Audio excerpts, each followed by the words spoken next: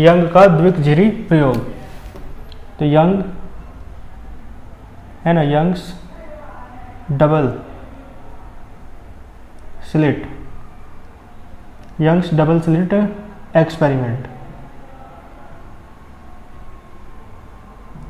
Young's double slit experiment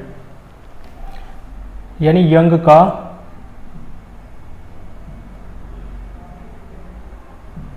द्विकझिरी प्रयोग है ना।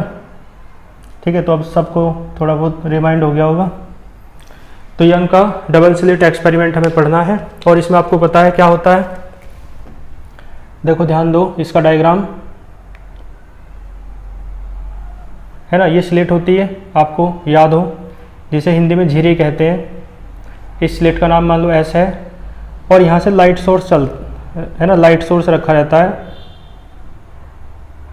ठीक है जी, यहाँ से लाइट चलती है, तो ये है लाइट सोर्स, क्या बोलते हैं, प्रकाश स्रोत है ना, लाइट सोर्स यानी प्रकाश स्रोत। ये स्लिट है ना, बीच में से लाइट निकलती है और थोड़ी एक दो है ना, यहाँ पे भी स्लिट रखी रहती है इस तरीके से। ठीक है जी, तो यहाँ पर दो स्लिट हैं, ये पहली स्लिट का नाम S1 है और दूसरे स्लिट का नाम S2 है। ठीक है जी, S1 और S2 और ये S1। ठीक है, तो S1 S2 दो स्लिट आगे रखी है इस स्लिट के, और सबसे लास्ट में स्क्रीन रहती है। ठीक है, क्या रहती है, स्क्रीन। ठीक है, तो आपने हेडिंग हिंदी वालों ने लिख ली होगी, समझ गए होंगे। ठीक है जी, तो सबसे लास्ट में क्या है, स्क्रीन। ठीक है, कोई दिक्कत नहीं, ये स्क्रीन है, पर्दा है। तो इस तरीके से ये है ना, क्या है, यंग के द्विकझिरी प्रयोग का या यंग के डबल स्लिट एक्सपेरिमेंट का क्या है, ये एक तरीके से सेटअप है ना। तो एक्सपेरिमेंटल सेटअप। और मैं बता दूं आपको, थॉमस यंग है ना, साइंटिस्ट का नाम क्या है, थॉमस यंग। 1801 में है ना, 1801 में थॉमस यंग नाम के वैज्ञानिक ने 1801 में इंटरफेरेंस से रिलेटेड डबल स्लिट एक्सपेरिमेंट है ना किया और इंटरफेरेंस के बारे में बताया, व्यतिकरण के बारे में बताया। ठीक है जी, क्लियर है। तो आइए देख लेते हैं। देखो इसमें क्या होता है, 12th क्लास में आप एक चीज़ पढ़ के आए हैं, रिमाइंड हो जाएगा, नहीं तो आप देख लेना बाइंडर में। इस वाले चैप्टर में जो चैप्टर है आपका वेव ऑप्टिक्स, सेकंड चैप्टर है सेकंड बुक का, वेव ऑप्टिक्स। तो उसमें एक हेडिंग आपने पढ़ी होगी, वेव फ्रंट। क्या हेडिंग पढ़ी है, वेव फ्रंट। ठीक है जी, जिसे आप हिंदी में तरंगाग्र कहते हैं। ठीक है जी, वेव फ्रंट या तरंगाग्र। तो वेव फ्रंट आपको याद हो, है ना, समान कला यानी सेम फेज में जो पार्टिकल्स होते हैं मीडियम के, उन्हें मिलाने वाला जो क्या है, एक प्लेन है। ठीक है, उसे ही आप वेव फ्रंट कहते हैं। यानी किसी क्षण समान कला में उपस्थित माध्यम के कणों को मिलाने वाला जो काल्पनिक पृष्ठ है, उसे आप तरंगाग्र कहते हैं, है ना। यानी द प्लेन विच लाई या विच जॉइन किसे कराता है, the particles of the medium of same phase. ठीक है, जो समान कला में है, सेम फेज में है। और ये आपको पता है वेव फ्रंट तरंगाग्र कई प्रकार के होते हैं, जैसे कि ये तो प्लेन वाला है, प्लेन वेव फ्रंट, जिसे समतल तरंगाग्र आप कहते हैं, और सिलेंड्रिकल होता है, स्फेरिकल होता है, इस तरीके से, है ना। तो है ना, ऐसे भी तो होते हैं ये वाले। ठीक है, क्लियर है ना। तो ये वेव फ्रंट होते हैं। और आपको पता हो वेव फ्रंट में देखो दो चीज़ें होती है जो वेव होती है। वेव में जैसे कि आप जानते हो इस तरीके से होता है ना। ठीक है जी, तो ये है ये, इन्हें क्या बोलते हैं, श्रृंग बोलते हैं, श्रृंग यानी क्रेस्ट। ठीक है, और ये जो ये है ना, इन्हें क्या ध्यान देना, तो ऊपर वालों को तो स्ट्रिंग बोलते हैं, और जो नीचे वाले हैं ये इसे ट्रफ बोलते हैं। ठीक है जी। तो ये दोनों क्या होते हैं आपको पता हो, क्रेस्ट कहते हैं और हिंदी में कहते हैं स्ट्रिंग, और ये जो होते हैं नीचे वाले इन्हें क्या कहते हैं, ट्रफ, है ना, जिन्हें हिंदी में क्या कहते हैं, गर्त। तो ये क्रस्ट है, क्रस्ट को स्ट्रिंग कहते हैं, स्ट्रिंग, है ना, और ये क्या है, गर्त। तो क्रेस्ट और ट्रफ। तो ये तो है ट्रांसवर्स वेव, यानी जिसे आप कहते हैं अनुप्रस्थ तरंग। लेकिन लॉन्गिट्यूडनल वेव में कैसे दर्शाते हैं इन्हें? लॉन्गिट्यूडनल वेव में जिसे आप कहते हैं, एक तो वेव दो प्रकार की होती है ना, ट्रांसवर्स और लॉन्गिट्यूडनल। तो ये तो अनुप्रस्थ थी, एक होती है अनुदैर्ध्य। अनुदैर्ध्य ऐसे चलती है, ठीक है। तो इसमें देखो, जो इसमें भी क्रेस्ट और ट्रफ होते हैं। तो इसमें मैं आपको बताऊं, जो क्रेस्ट हैं वो डार्क वाले होते हैं, और जो ट्रफ हैं वो डॉटेड वाले इस तरीके दिखाते हैं। तो इसका मतलब ये सुरंग है और ये गर्त है, समझ गए। तो ये इस तरीके से होता है, ठीक है। ये समझ गए होंगे कॉन्सेप्ट वेव फ्रंट का, ये 12th क्लास में पढ़ा था आपने। आइए अब हम पढ़ेंगे इस एक्सपेरिमेंट को। तो देखो एक देखो वेव फ्रंट जो चैप्टर है आपका, वेव ऑप्टिक्स जो है उसमें जो वेव फ्रंट पढ़ते हैं और चीज़ें आप पढ़ते हैं वेव फ्रंट के अलावा, जैसे कि आपने पढ़ा होगा हाइगेन्स के प्रिंसिपल, है ना। तो हाइगेन्स के सिद्धांत जो थे, प्रिंसिपल जो थे, वे आपने पढ़े होंगे। और उनके अंतर्गत हाइगेन्स ने क्या बताया था? हाइगेन्स ने बताया था कि कोई भी सोर्स होता है, लाइट सोर्स, है ना, उससे क्या निकलती हैं, तरंगिकाएं निकलती हैं, है ना, वेव फ्रंट निकलते हैं, जिन्हें आप वेवलेट्स कहते हैं। याद है ना, 12th में देख लेना, एक बार रिवीजन कर लेना। जिन्हें आप मतलब प्रत्येक प्रकाश स्रोत से तरंगे निकलती हैं, जिन्हें तरंगिकाएं कहा जाता है, पता है ना। यानी every light source emit the waves which are known as wavelets. Wavelets कहते हैं आप उन्हें ना। और वेवलेट्स जो होती हैं वे और फिर अपने अंदर से, है ना, और भी ज़्यादा वेवलेट्स निकालती हैं। तो जो वेवलेट के अंदर से भी वेवलेट निकले, यानी तरंगिका के अंदर से तरंगे निकले, उन बाद वाली तरंगों को, उन बाद वाली वेवलेट्स को सेकेंडरी वेवलेट्स कहते हैं। तो हाइगेन्स का प्रिंसिपल आप पढ़ना, हाइगेन्स प्रिंसिपल ऑफ सेकेंडरी वेवलेट्स, है ना, यानी हाइगेन्स का द्वितीयक तरंगिकाओं का सिद्धांत। तो आपको ये सब चीज़ें क्लियर हो जाएंगी, है ना। ये सब 12th की ही बातें हैं, तो आप एक बार वहाँ से रिवीजन कर लेंगे। इसका इंटरफेरेंस ऑफ लाइट, यानी प्रकाश का जो व्यतिकरण है वेव ऑप्टिक्स के अंतर्गत, उस चैप्टर का, ठीक है। तो आइए देख लेते हैं। देखो यहाँ से, है ना, लाइट यहाँ तक आती है और यहाँ से वेव फ्रंट बनना स्टार्ट हो जाता है। तो ये सुरंग है यानी क्रस्ट, और फिर ये क्या है, ट्रफ है, ठीक है। फिर क्या होगा, फिर क्रस्ट होगा, और फिर क्या होगा, फिर ट्रफ होगा, ठीक है जी। तो इस तरीके से ये यहाँ तक पहुँचती है ना, इस तरीके से, और यहाँ से यहाँ तक पहुँचेगी तो फिर यहाँ से स्टार्ट हो जाएंगी, ठीक है जी। यहाँ तक पहुँची तो फिर यहाँ से स्टार्ट हो गई, कोई दिक्कत तो नहीं। तो इस तरीके से ये बनानी होती है ना। ये डायग्राम आप सही तभी बना पाओगे यदि आप प्रकार की हेल्प लोगे, है ना। प्रकार यहाँ रख के इस तरीके से बनाते जाओगे, रेडियस बढ़ा बढ़ा कर, है ना। तो देखो फिर ऐसे, है ना, इस तरीके से, कोई दिक्कत नहीं। और फिर इस तरीके से, ठीक है जी। देखो, है ना, फिर इस तरीके से, क्लियर है। तो देखो ये यहाँ तक बनाना है पूरा, तो मैं इसमें टाइम वेस्ट नहीं करता, है ना।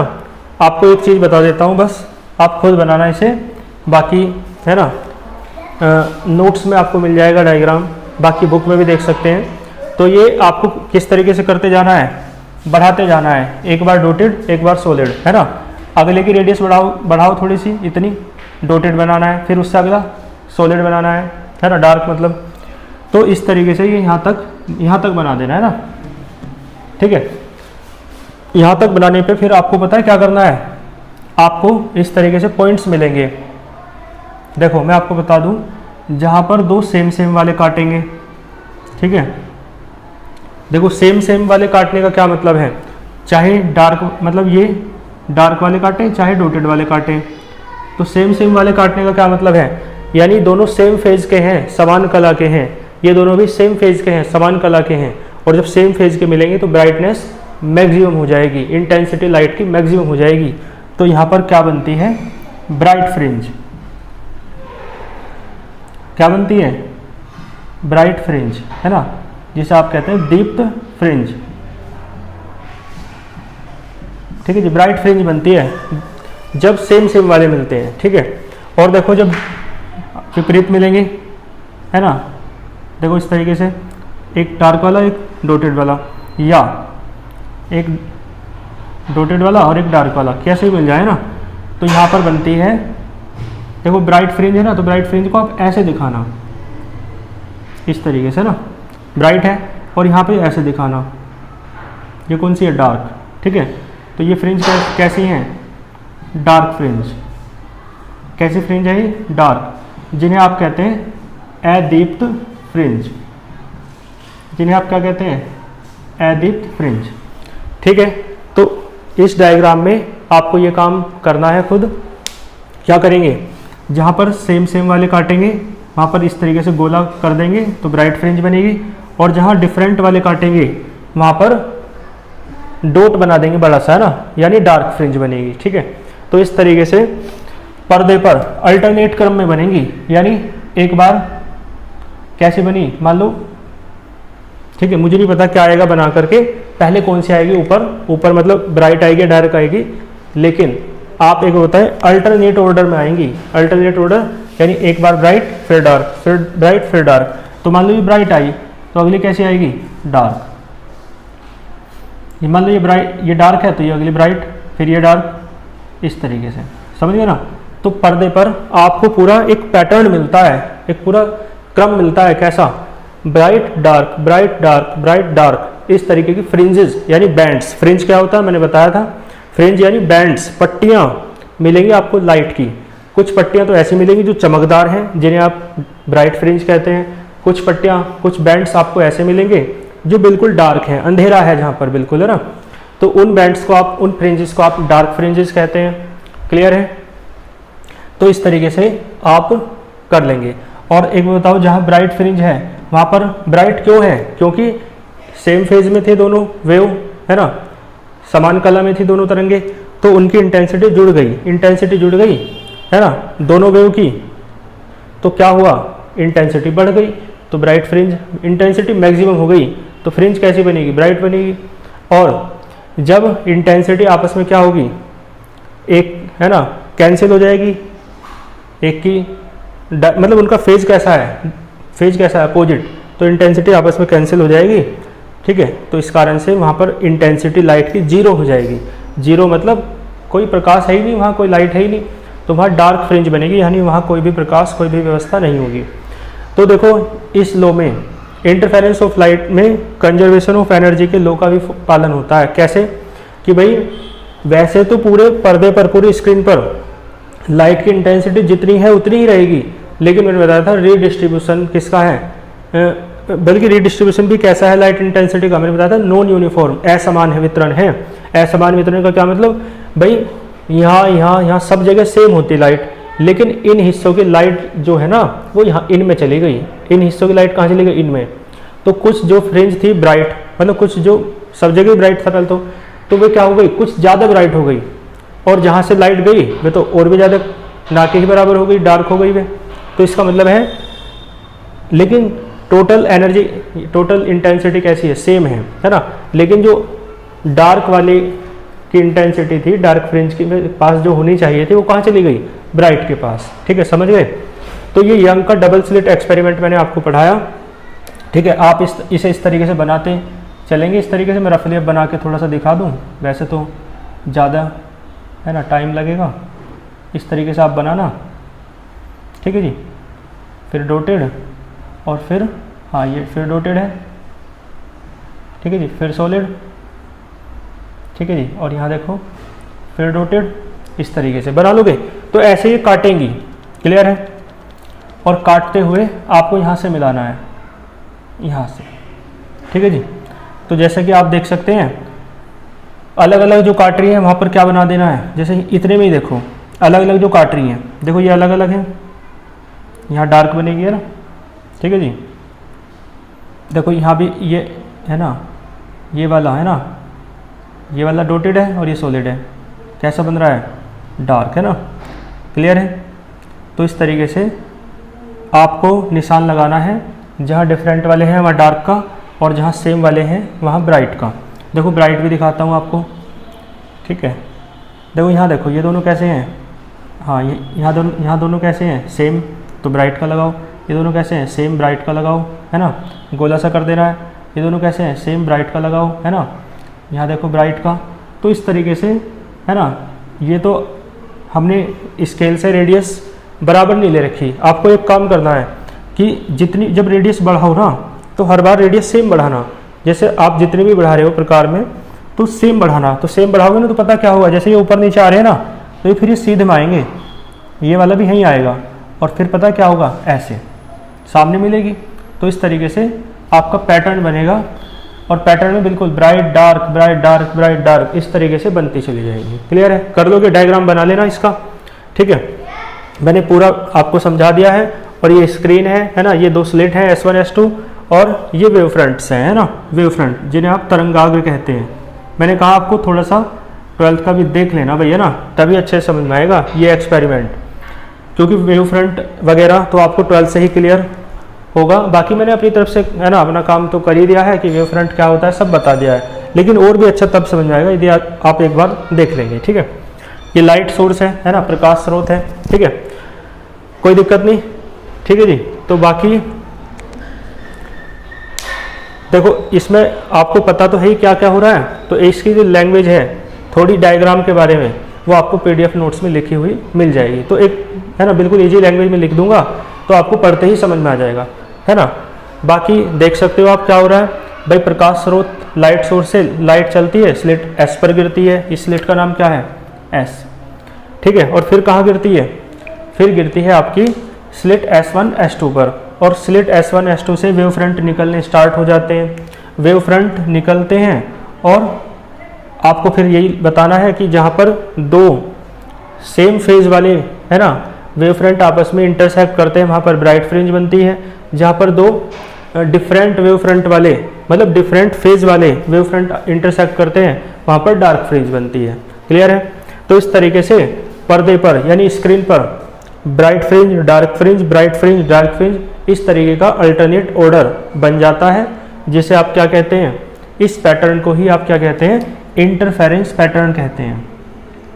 ठीक है जी, इस पैटर्न को क्या कहा जाता है, इंटरफेरेंस पैटर्न। ठीक है जी। व्यतिकरण प्रारूप हिंदी में क्या कहते हैं, व्यतिकरण प्रारूप। क्लियर है। इस पैटर्न को इंटरफेरेंस पैटर्न कहा जाता है, यानी हिंदी में कहें तो व्यतिकरण प्रारूप कहा जाता है। ठीक है जी। तो यंग का डबल स्लिट एक्सपेरिमेंट मैंने आपको पढ़ाया, इसमें आपको कोई भी दिक्कत कोई भी डाउट नहीं होगा। ठीक है जी। और बाकी जो इसकी आवश्यक लैंग्वेज है वो आपको PDF नोट्स में मिल जाएगी। ठीक है, कर लोगे इसे। तो एक बार जैसे जैसे मैंने कहा थोड़ा 12th का पढ़ना और फिर है ना इस लेक्चर को देखना या इस लेक्चर को देखने के साथ साथ पढ़ना, है ना। ठीक है, तो इसे बहुत अच्छे से कर लेना। मैंने फिर यंग का डबल स्लिट एक्सपेरिमेंट जो आपने 12th में पढ़ा था वो मैंने आपको पढ़ाया, और साथ में एक वो क्वेश्चन मैंने आपको कराया इंटेंसिटी का। ठीक है, तो दोनों टॉपिक आप बहुत अच्छे से तैयार कर लेना। मिलते हैं नेक्स्ट लेक्चर में, अच्छे से पढ़ते रहिए। All the very best.